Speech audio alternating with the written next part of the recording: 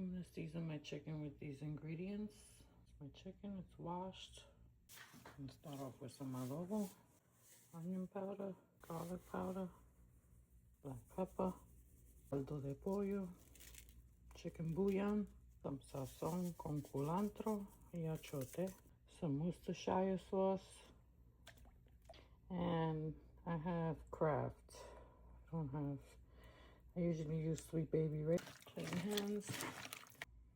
Okay, we're gonna let that marinate for a little while.